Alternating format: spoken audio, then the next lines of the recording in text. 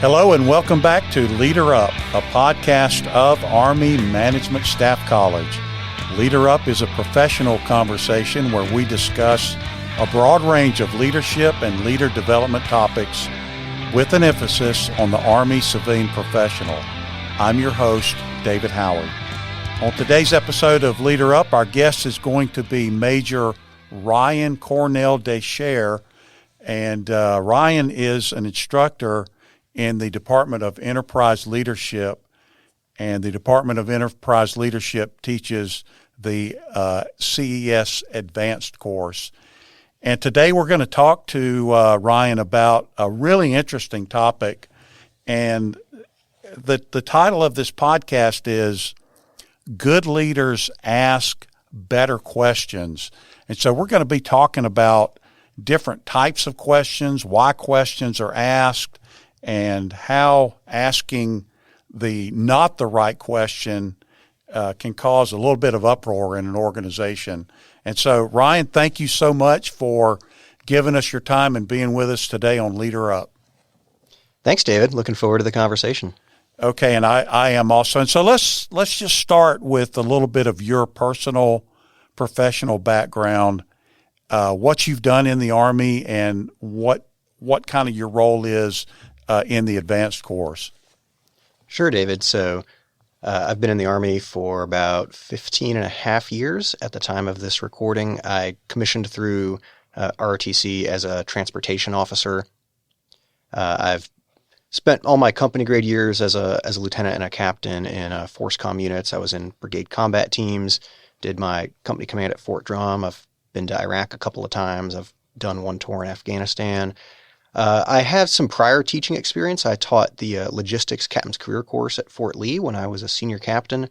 After CGSC, I did my key developmental time at Fort Carson, and then I've come here to the advanced course in 2020. So I've been here for over 2 years at this point, and at the advanced course, I'm a facilitator for both any of the modalities that we have. So whether that's on a mobile education team, a virtual course, or the resident course here at Fort Leavenworth. So I design, develop, and deliver curriculum to Army civilian professionals, and our target audience is civilians in the grade of GS 13 through 15 or equivalent grades, where we prepare them to lead and manage large organizations.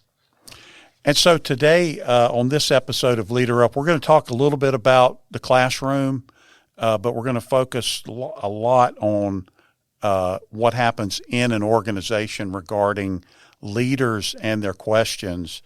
And so I want to start with a quote, and I'll just read this, and I'm going to let you talk about where it came from and kind of what it means. And here's the quote: "Once you have learned how to ask questions, relevant and appropriate and substantial questions, you have learned how to learn, and no one can keep you from learning whatever you want or need to know." And so where's that quote from, and what does it mean, and how's it relevant to this discussion that we're going to have today? So that quote is by a couple of authors and educators named Neil Postman and Charles Weingartner. So this statement was made back in the early 1970s. So there was a somewhat controversial book that they published called Teaching as a Subversive Activity. And what Neil and Charles were arguing for was for more inquiry-based education. They believed that in many schools, most of the curriculum was trivial and not relevant to students' lives. So this inquiry-based education that they argued for, under that construct, students are encouraged to ask questions that are meaningful and specific to them.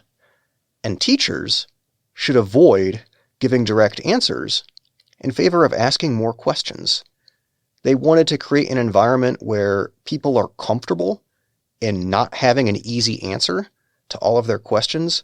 So it's a little bit of a variation of the classical Socratic methods, but ultimately the goal here is to get students to take control of their learning and help people think for themselves, which is the best way that they thought that would prepare them for all the challenges ahead that life would bring.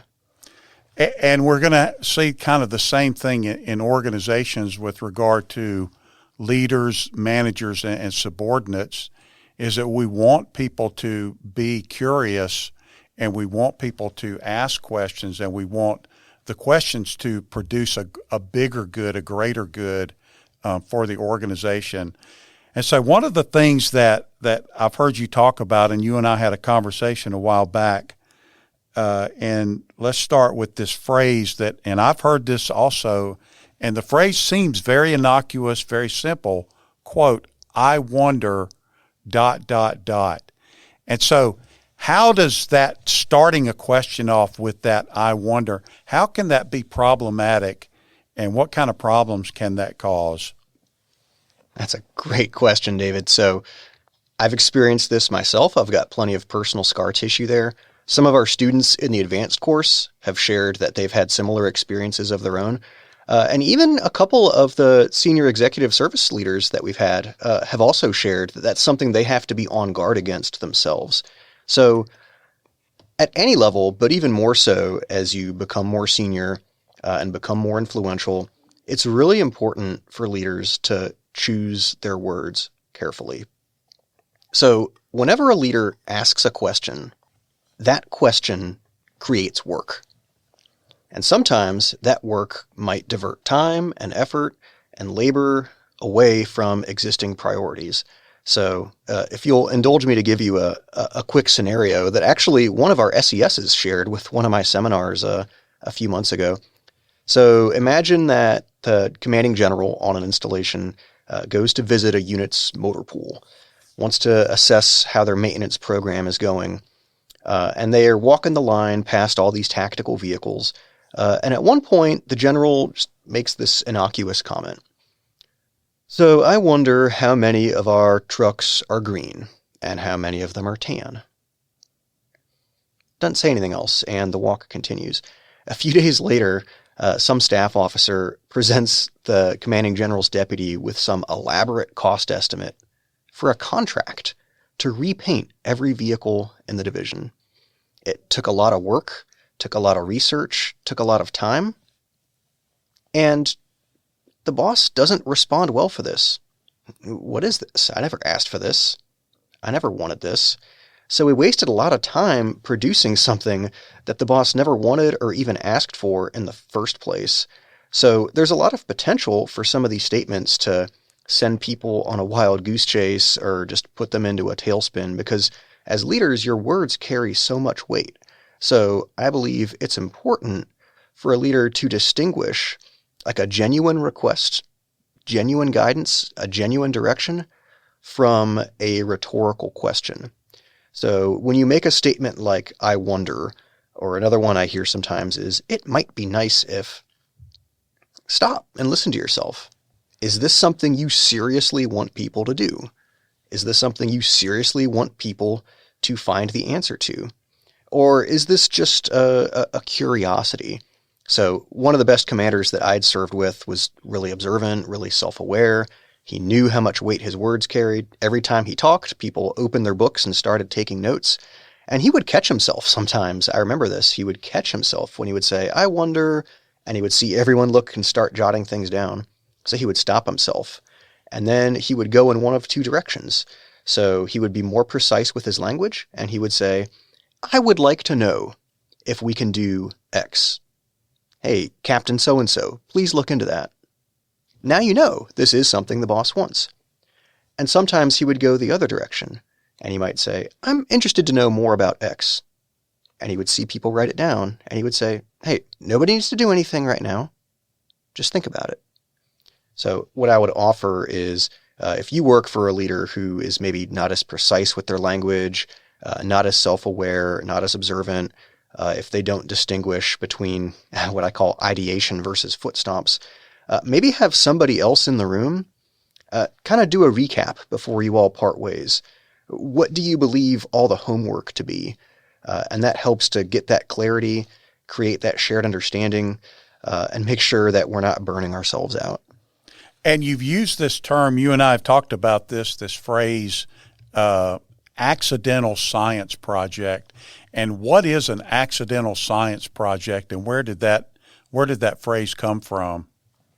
Yeah, thanks, David. So that phrase came from an article that I had read on the website from the Green Notebook. And really the context behind it is when you ask a question that sends people to go find the answer, how long is it going to take to find the answer? How much effort is it going to take? How much energy is it going to take? But is it even relevant? Is it pertinent? Is this something that senior leader actually needs to make a decision? So one example I'd heard last year, I was TDY to Fort Knox to try to help the Army with some of its recruiting challenges. And we were coming up with different matrices and products for briefing some of the senior leaders that we had engagements with. And an expression our knowledge management officer kept telling us to be on guard against is, well, how many left-handed Paraguayans do we have? And that was just, even though being said facetiously, but this expression, how many left-handed Paraguayans we had, became parlance for just throwing out a bunch of trivia and a bunch of details. Maybe there's somebody who needs to know that, but it's probably not something that senior leader or that strategic leader needs to make a judgment or make whatever decision that they need. So think about giving that leader what they need to make a decision, drive a decision, exercise their judgment, and all that detail about left-handed Paraguayans is something that should be below the line. But something leaders should be on guard against is, do you want anyone to go find out how many left-handed Paraguayans we have in the first place? Sometimes there's a little bit of courage in just becoming comfortable with knowing that something is worth not knowing, because it doesn't matter to the context that we're in. So that's an example of an accidental science project, is if you say, how many left-handed Paraguayans do we have, but that information is not actually going to produce anything. And is this part of historical Army culture, in your opinion, this idea that, especially in the United States Army, this desire to quantify everything, measure everything, and kind of a cultural response to not be the person who doesn't have the information that was just implied exists, or it does exist, and all of a sudden you're on the spot because you're asked this question. And so the way to battle that is to quantify everything and have all of this data and information ready at a moment's notice. But so number one, do you think that's part of Army culture? Have you seen that? And then number two, can that be exhausting for a staff or a staff officer or an executive officer? I would say yes to both parts of that question. So as we've become more connected, we've had better access to technology and greater bandwidth. I believe there's been, at a commensurate rate, there's just been more of a demand for information, and you've just got to keep feeding the beast and feeding the beast and feeding the beast. And the Army didn't always need so many metrics and so many stats and so many data points. Like PowerPoint was not a thing in World War II, for example. So I do think that there has been an increase in that, and I do think that that takes a toll on the people who have to produce that information. At the end of the day, of course, the staff works to support the commander of whatever organization you're in, but I think it's important just to recognize how much bandwidth and energy and time do they have. It is finite. So what are some data points you're comfortable not knowing, and where might you reach a point of almost optimal ignorance, where you become comfortable accepting knowing that something's not worth knowing, because the juice isn't worth the squeeze in terms of how long it takes to get these numbers or these data points versus how much value that information is actually going to produce for me. And this also kind of takes me back to mission command philosophy, where I'm looking for the commander's intent. I'm looking at trust. I'm looking at teamwork and things like that. And so I'm, like you said, there comes a point where there's freedom in letting go of all that and just trusting subordinates to do the right thing based off of an umbrella of my intent. Is that correct? Do you agree with that? Is kind of another way to look at this topic? Yes, I believe so. And what I would offer is when you exercise mission command correctly, you're including your subordinates in the decision-making process. And to relate this back to this idea of asking better questions, what I've experienced is a lot of my subordinates in previous organizations, they almost seem flattered whenever I ask them for their input or for their expertise. I think what some of them culturally are accustomed to in the Army is whoever the officer in charge says is always, well, this is how it's going to be. This is what we're going to do because I'm the boss, and tough if you don't like it that way. My leadership style is more, well, hey, Sergeant, what do you think? I mean, hey, Chief, what do you think? And where it gets really interesting is when you talk to the more junior members of your organization. Like, hey, Specialist, how would you like to do this? And when you're including them and inviting them to participate in decision-making, it generally gets more buy-in from the team. And a lot of that will also relate to trust. And what I relate to trust is empowerment. So I believe empowering your subordinates doesn't mean giving them something to do. It means giving them something to own and letting them really own it, which a lot of leaders, in my experience, aren't very comfortable with because you have to be very comfortable with accepting some risk.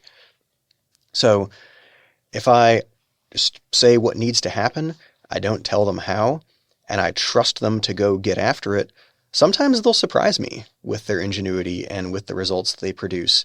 And maybe they don't accomplish the task the exact way that I might have accomplished it, but as long as they're not doing anything unsafe, illegal, immoral, or unethical, they're probably going to come up with a better solution than I would have because they're the ones who have the information and they're the ones who are actually executing. And even if, to paraphrase something that Jocko Willink had said before in his talks on extreme ownership, even if I as the boss who's more experienced have a 90% solution and my subordinate only has a 70% solution, I should still go with my subordinate's 70% solution because their initiative, their ownership, and their pride in the fact that I trust them will make up for that missing 20%. Absolutely. And in time, that 70% will turn into an 80% and maybe a 90% solution if you allow them the opportunity to learn and develop. And so let's go back to that kind of that example you gave earlier about I wonder how many trucks look like this and how many look like that. And so we're asking a commander or a leader to ask better questions and to consider if they really need the information. So part of the burden is on the commander or the person who's considering asking a question, but it's a two-way street because the subordinates likewise have responsibilities. And so this dynamic that can happen, it is a mutually shared concern with everybody that's involved. And so we talked a little bit about the leader or the commander, but what about the subordinates, the staff officer? What is it that they need to do back with that commander or that leader to make sure we don't end up with the accidental science project? It's another great question, David. So you're modeling good questions throughout this podcast. So what I would offer is I agree that it's a two-way street, and that ties back to shared understanding. So if you wanted to relate it back to this concept of mission command and commander's intent, I think it's even more effective when intent also works both ways. So I give intent to my subordinates, and then my subordinates give intent back to me. And they might say, well, this is how I intend to go about it. Because if I say, hey, Sergeant, how would you solve this problem? And then I let them tell me what they intend to do. And then you're getting away from this culture of people are just asking for permission all the time. People are going to feel safe that I trust them to get the job done. And I'll see them take a little bit more initiative. And they'll feel this sense of psychological safety because they know I'm not going to chastise them over an honest mistake. Because a little bit of stumbling might happen when we're trying to get creative or when people who are less experienced are trying to figure things out on their own, but that's part of how they discover the answer. And that's part of how we help develop them and build the bench and prepare them for future positions of increased responsibility. And then as far as with questioning being a two-way street, I think that one way as a leader, you can know what sort of climate or tone that you've set is how comfortable do your subordinates feel disagreeing with you or questioning you or just requesting clarification on something. So if it were me, I would rather have my subordinates question what my expectations are than flounder about in uncertainty and maybe produce unsatisfactory results.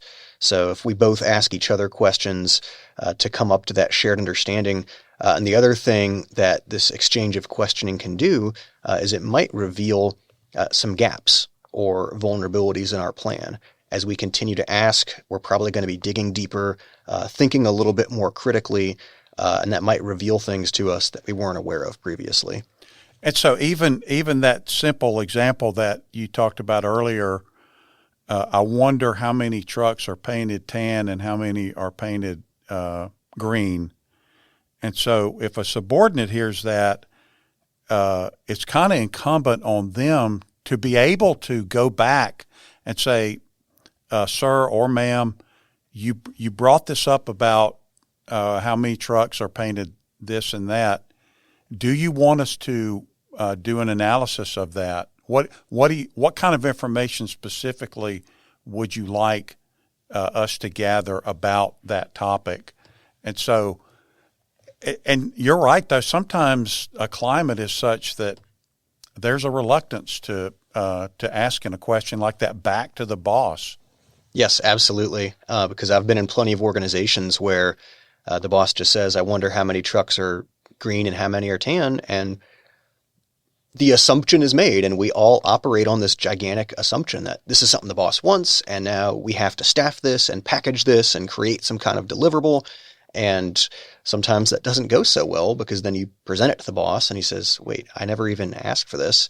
And when you think about how a lot of senior leaders spend their day going from meeting to meeting and engagement to engagement and consuming information all day long, some kind of innocuous offhand remark about the color of your vehicles, that might not even be something they remembered asking. So bringing it back to them and saying, "Hey, sir, hey, ma'am, is this something that you wanted us to do? What are the expectations?"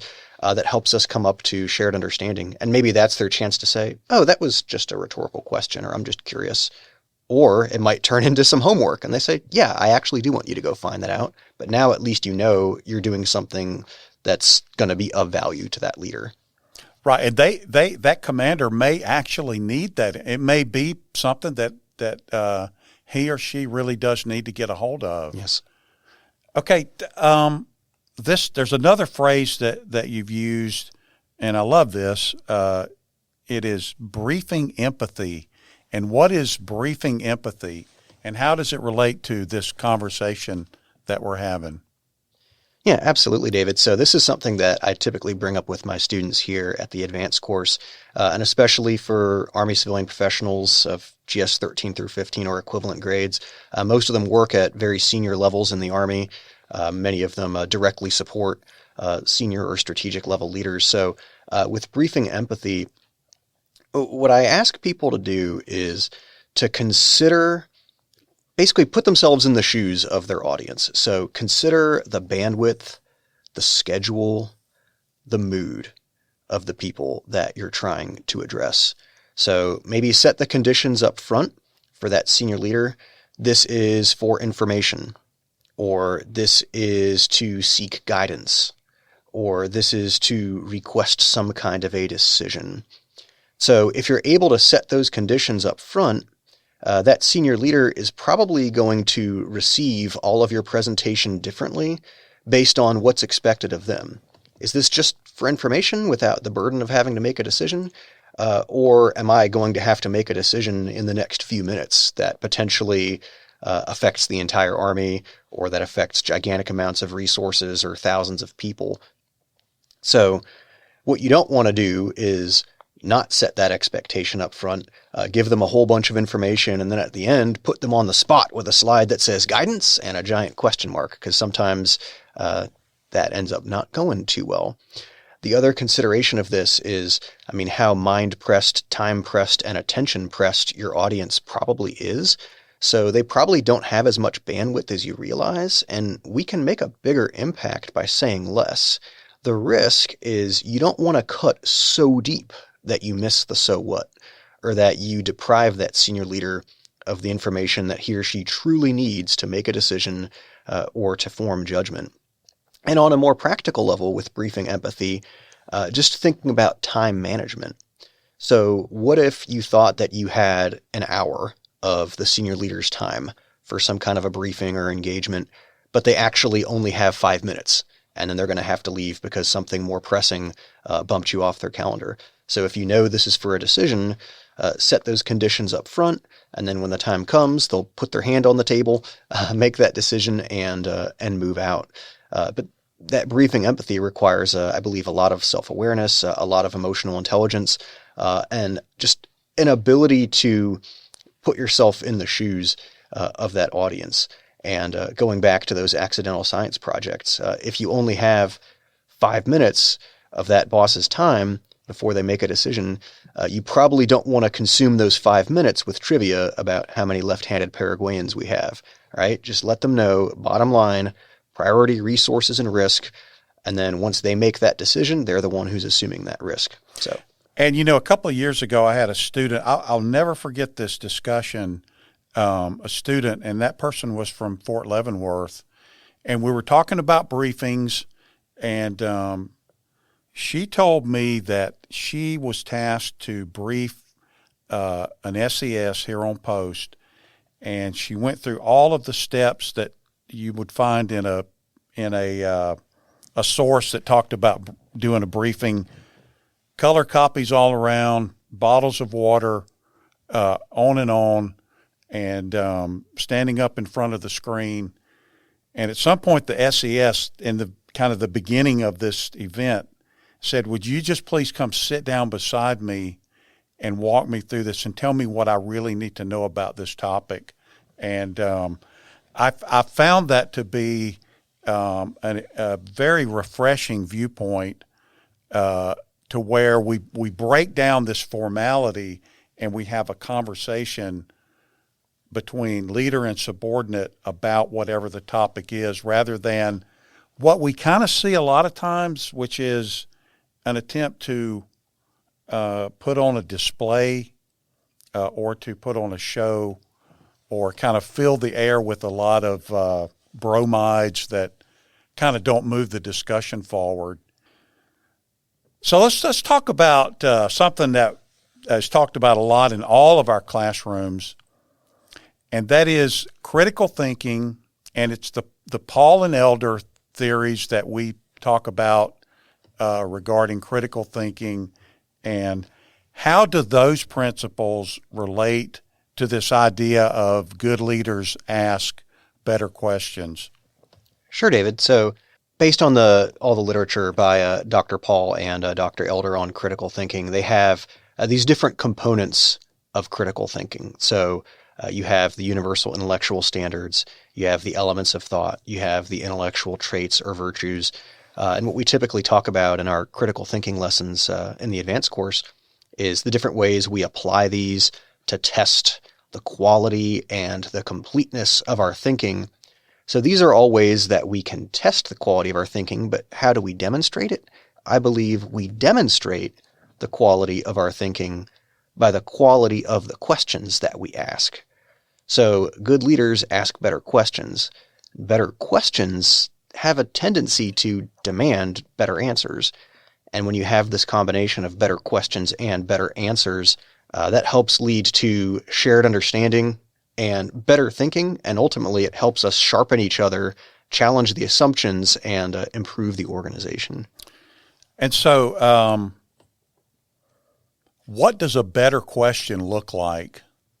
So if I'm a leader and I need information from my staff and I'm trying to understand certain things, what are some ways that I can improve my questioning technique? So something that many of my colleagues and I at AMSC use is we tend to categorize some of the different questions that we ask, And we try to relate these to emotional intelligence and active listening. So probably the easiest example I can give you is this idea of a question of clarity versus a question of judgment. And we actually just ran into this recently in the seminar that I'm facilitating right now.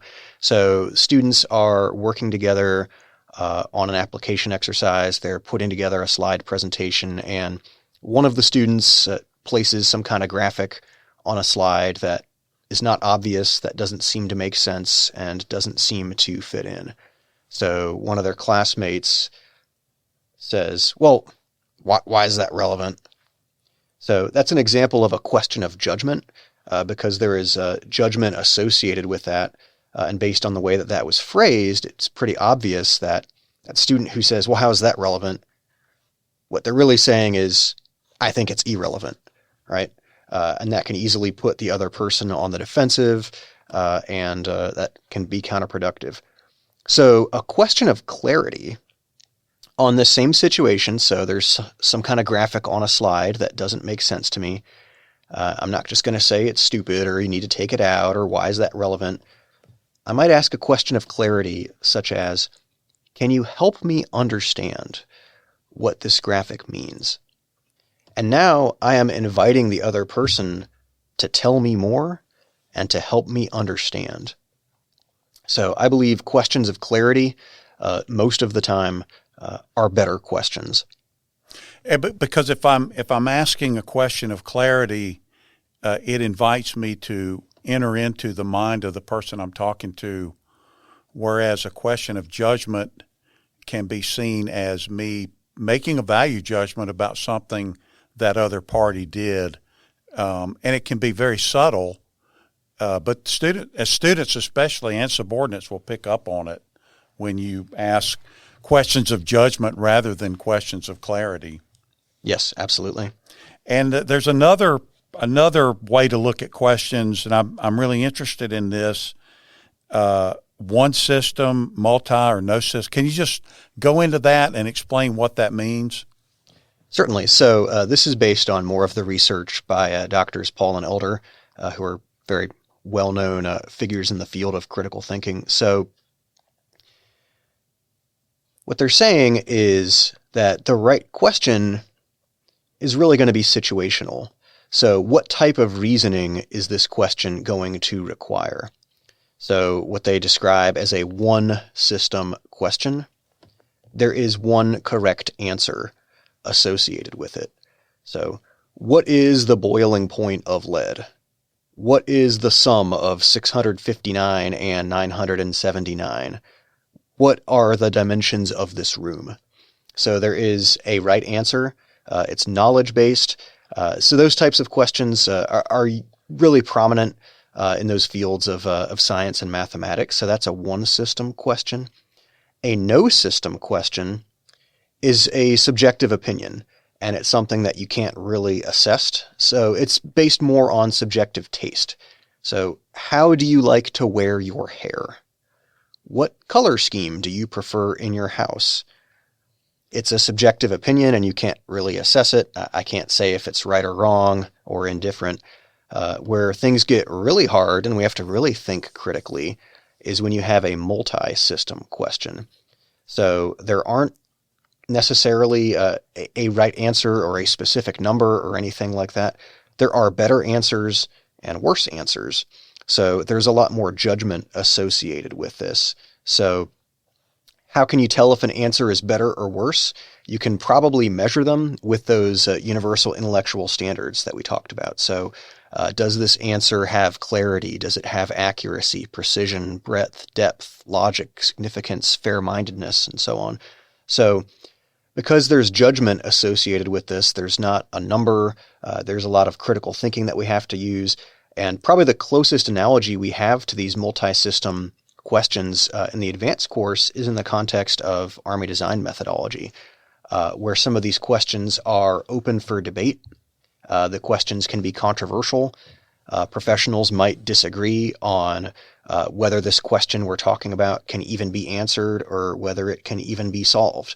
So if I say something like, well, should capital punishment be abolished? or what is the best economic system, or what are we going to do about suicide in the military? These are all extremely ill-structured problems where there's probably multiple potential solutions. There's probably multiple causes that led us to where we're at. And people are going to disagree on what the problem is, what the answer is, and whether that problem can even be solved. And so a single system question, if I'm talking about the range of a certain type of weapon system, there's kind of a right or wrong answer to that. But then when I look at maybe a tactical situation, where would you emplace these weapon systems? That could be a multi-system question. And and like you said, there's not necessarily one single answer, but there may be better answers based on history, based on judgment, based on doctrine, tactics, and the answer to that single about the range. So you're looking at this piece of terrain and, this weapon system has that range, so this would be a good place, but there may be several good places. So what is the hesitancy on the part of people on a staff to go back to their leader, their commander, or the hesitancy on the part of that commander or their leader to ask more questions? What is it that holds people back from raising their hand and saying, "Hey, I have a couple of questions I'd like to address, like y'all to address"? What keeps us from doing that? Yeah, absolutely. So what I've observed is there's three emotions behind why we don't ask more. And I think the first one is ego. So we're too proud to admit that we don't know something. Another one is apathy. We don't care enough to ask. And the third one, and this is what I'd like to explore a bit further, is fear. We're afraid that we might be chastised, or that we'll be viewed as incompetent, or that everyone who's listening to us will reduce us in whatever their estimation is of us. So as leaders, we set the tone, we set that climate and create the environment. So what I challenge leaders to do is to create an environment that encourages people to be curious. If your people are curious, they're going to be more creative. And if they're more creative, they're probably going to find better ways of doing business to improve the organization. Do your people feel safe admitting they don't know the answer to your question? Do your people feel safe in questioning you or asking for clarification? Can people embrace being wrong as an opportunity for learning and growth? And I've been in quite a few organizations, and some of our students have shared the same sentiment about if people feel safe admitting they don't know something. So if I'm at some kind of a briefing or an engagement and the senior leader asks a question that nobody has the answer to, so if the senior leader asks, how many left-handed Paraguayans do we have, and nobody knows, what I typically see is people have this impulse to, I describe it as tap dance, right? So they'll just try to make something up on the spot. It takes a really long time to get nowhere. And sometimes that senior leader will start to take more and more control of the conversation away from you, and that can become very uncomfortable. So what I would offer is, if you don't have the answer, I think you should just admit it and follow up down the road. So I would consider responses like, "Sir, I don't have that information. I'll take that as a do out." Or, "Ma'am, that's a great question. We should have thought of that. We'll find out and we'll follow up." And normally the issue ends there and you move on. What I would caveat this suggestion with is, if your answer to every single question every single time is, "Well, I don't know, but I'll have to go find out," then maybe you should spend a little bit more time preparing for your briefings and engagements. And this is a little bit off topic, but I love this story. I was mobilized several years ago, and one of the hottest sabot rounds I ever saw hit somebody's face was when a lieutenant colonel responded to a 3-star general continually during a briefing with this phrase, "no problem." And after about 3 or 4 rounds of that, the general said, I know it's not a problem. I don't need you to tell me that it's not a problem. I want you to get this information and find out. And I don't need you to and if it is a problem, then I still want you to get it. That was a kind of an unpleasant event for many of us sitting in the room. I can imagine. And so we've kind of exhausted this topic, but I have a few more things I wanted to talk about. Before we move on, what are some other sources that people might go to find out more about this idea of good leaders ask better questions?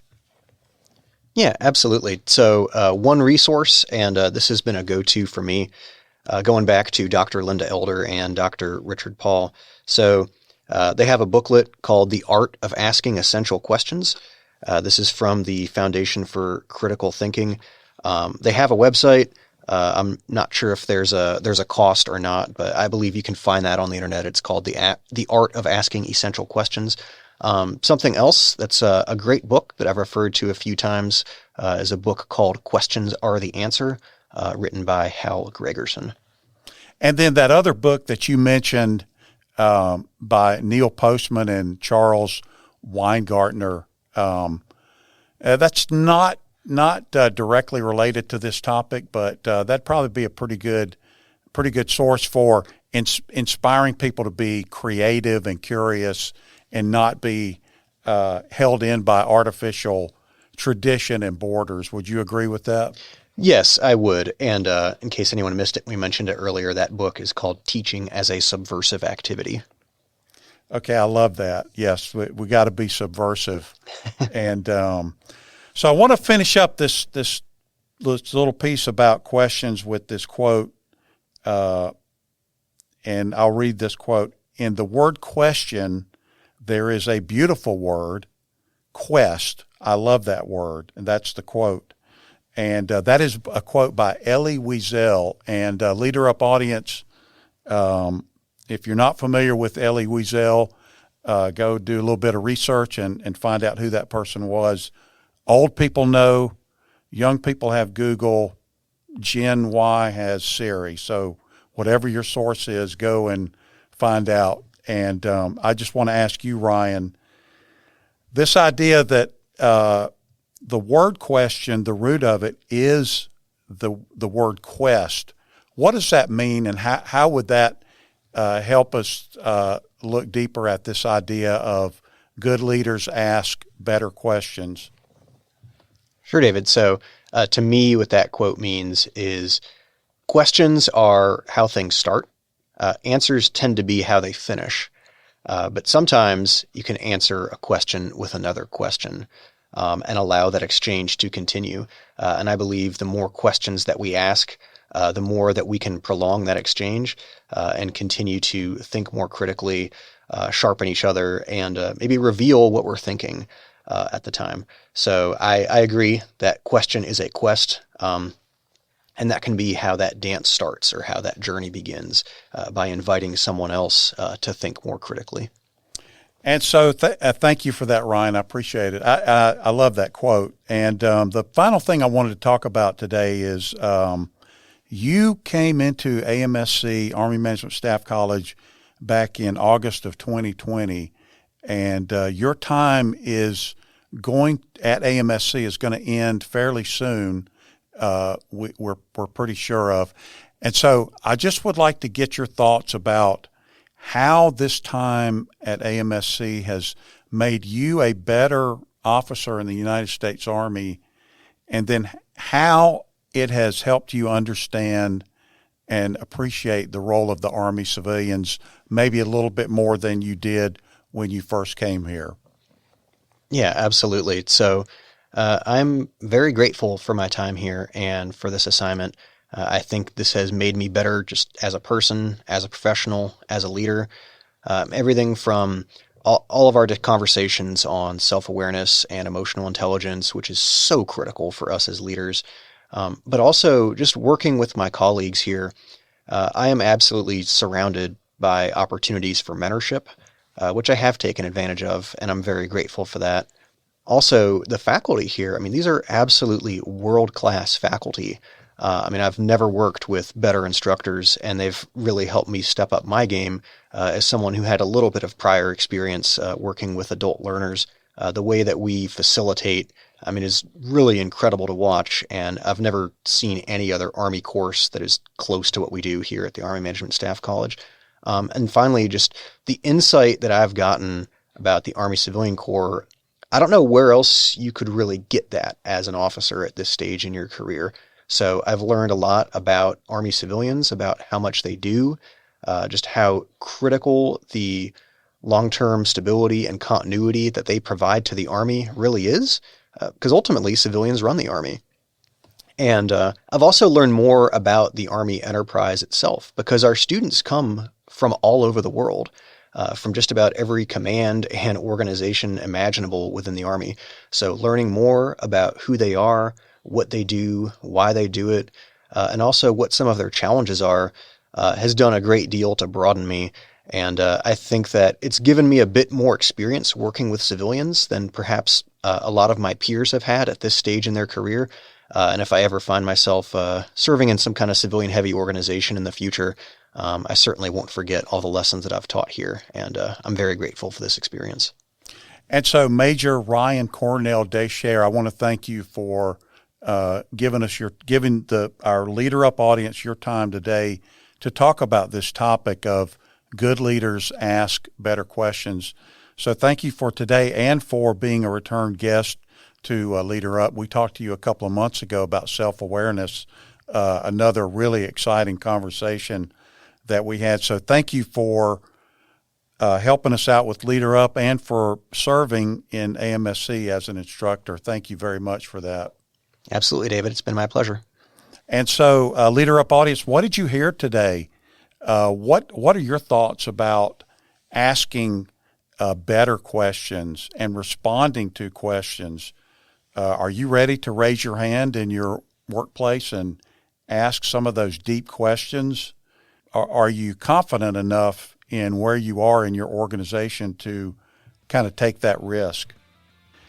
And join us again next time for another edition of Leader Up. As always, if you have any questions or feedback or would like to learn more about our podcast, please check the description for our email and for our website. Thanks for listening.